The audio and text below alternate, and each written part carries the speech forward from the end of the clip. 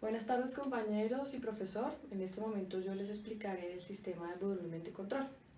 Se entiende que se tiene un espacio el cual contiene un fluido en movimiento. Tenemos este espacio y fluido en movimiento. Teniendo esto, se delimita una zona, el cual tenemos un volumen de control. Tenemos esta zona, volumen de control, y lo determinamos como un BC. Este espacio-volumen es constante, pues está en un espacio cerrado, el cual tiene una entrada y una salida.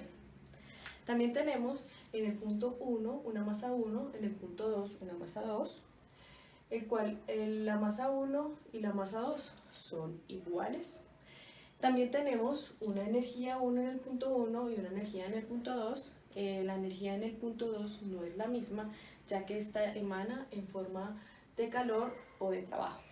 Entonces, tenemos esta siguiente expresión, donde beta es igual a la derivada de B sobre la derivada de la masa, en donde B es igual a la masa por la velocidad.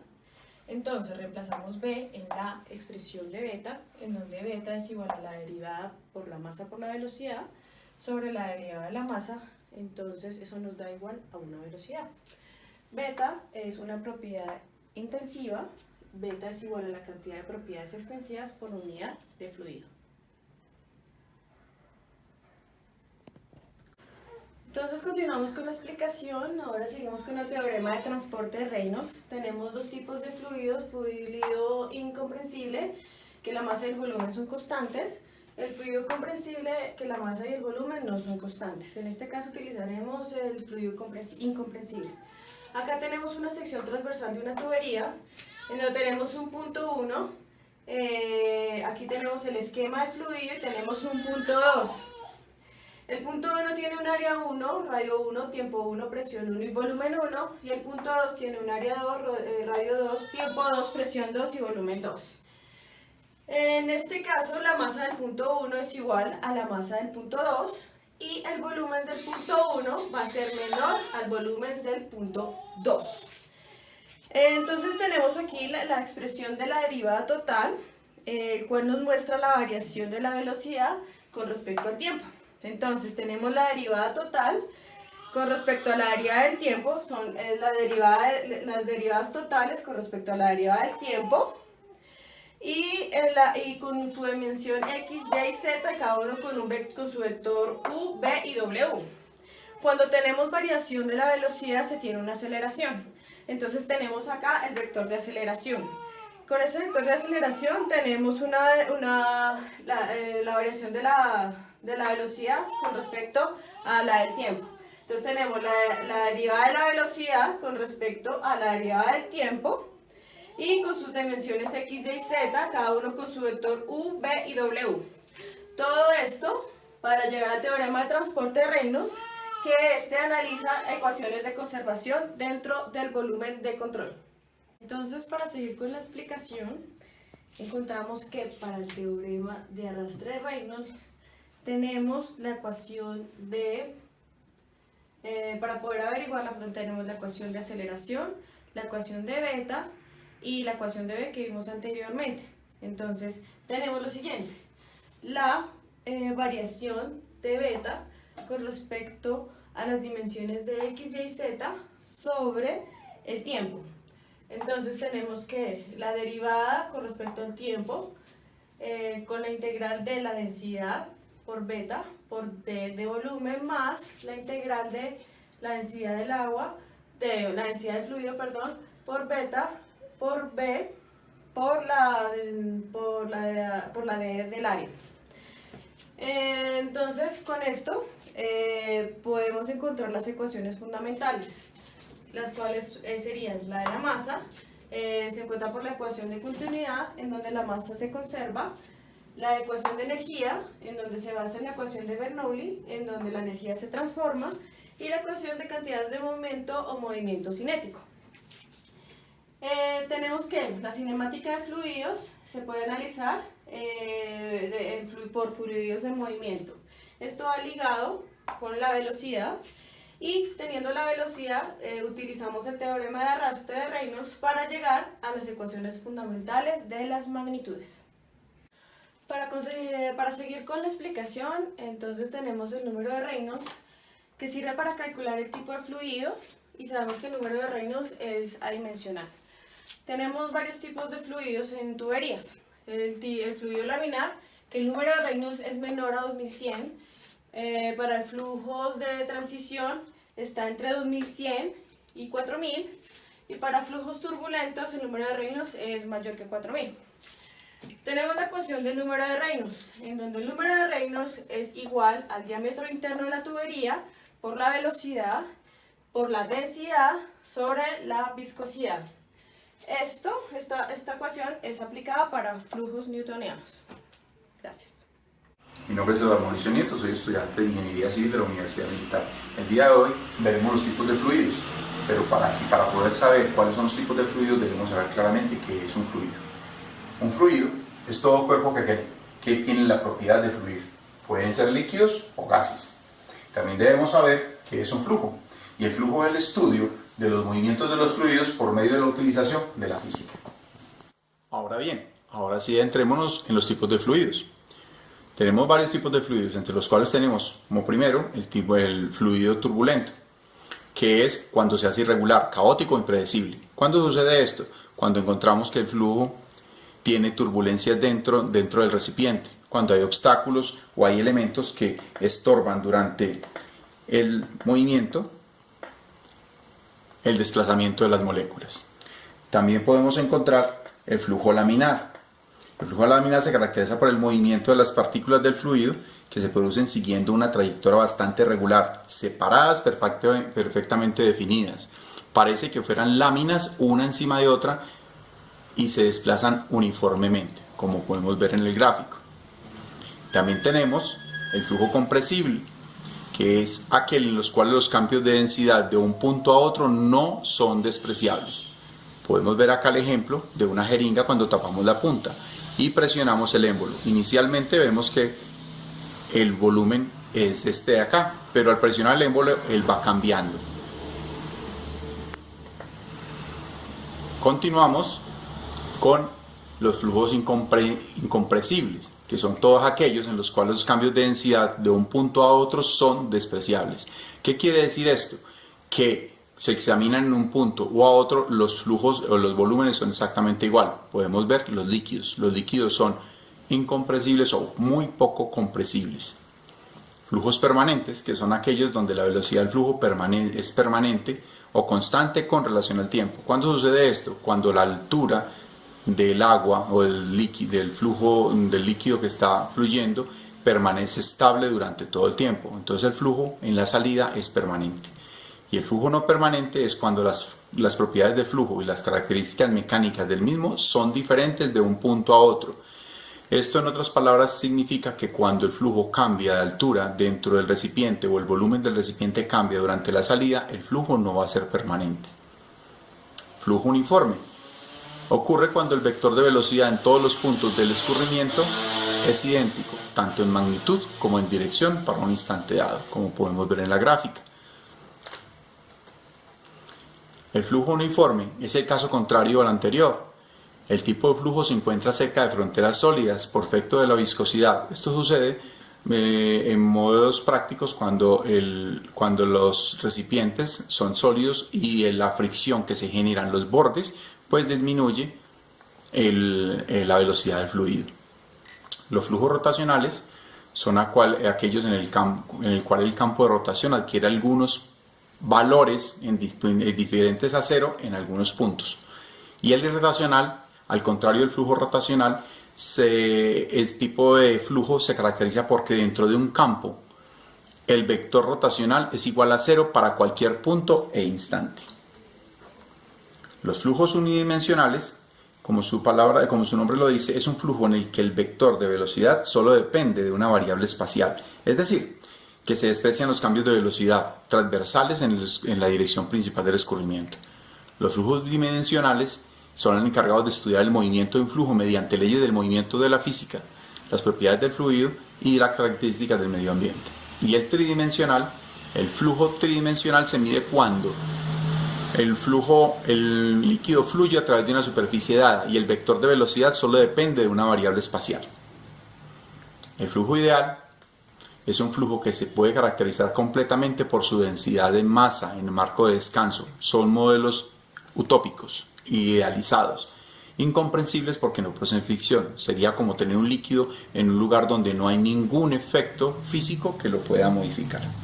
Muy bien, ahora explicaremos en el punto siguiente lo que es el teorema de Torricelli. El teorema de Torricelli, también llamado principio de Torricelli, estudia el flujo de un líquido dentro de un recipiente que sale por un pequeño orificio por acción de la gravedad.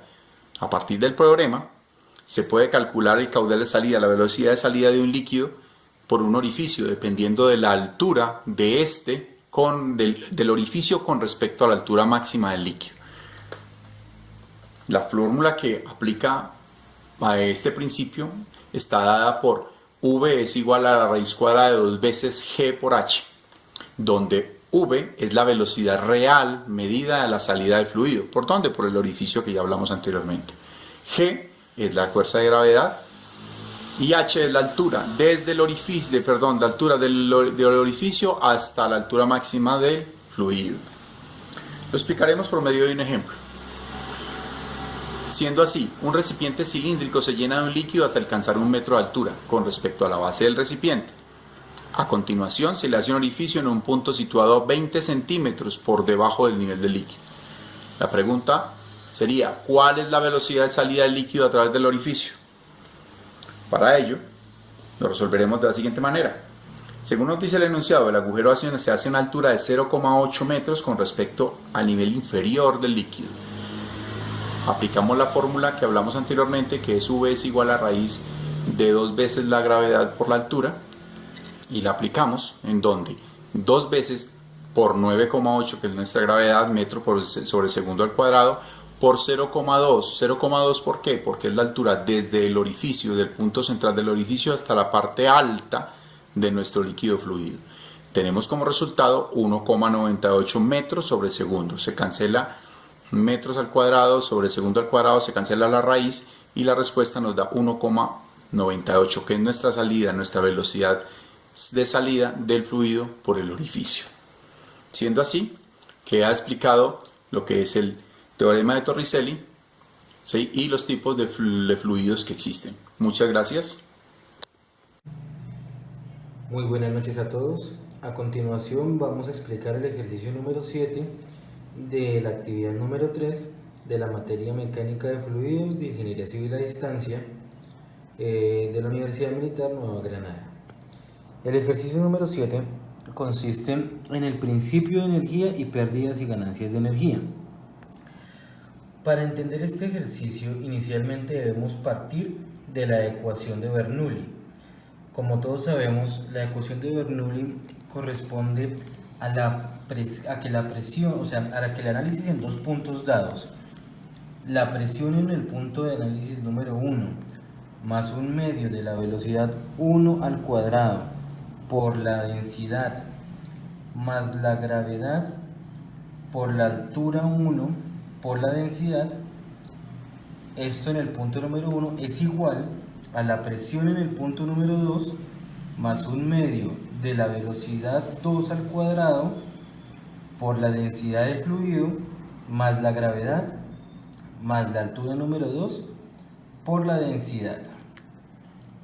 Teniendo en cuenta que la densidad del fluido de análisis es la misma para los 2 puntos, y teniendo en cuenta que la constante de la gravedad no varía, hacemos una conversión para llevar la ecuación a los términos que la necesitamos, la cual consiste en dividir todo por la densidad y la gravedad para cada uno de los factores que tenemos en ambos lados de la ecuación.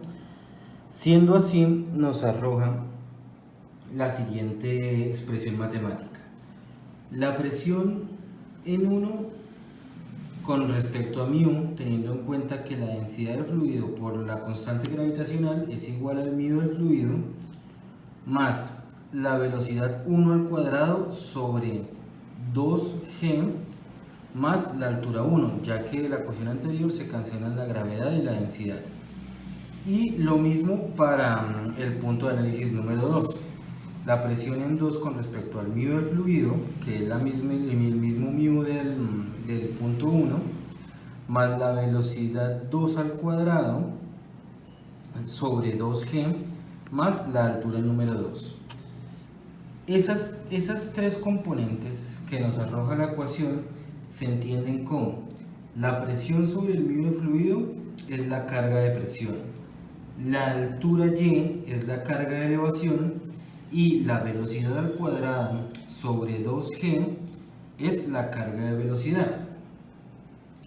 Teniendo en cuenta esto, tenemos que entrar a mirar ciertas restricciones para que encontrar una ecuación de energía que se nos acomode a las condiciones ideales del estudio y del análisis.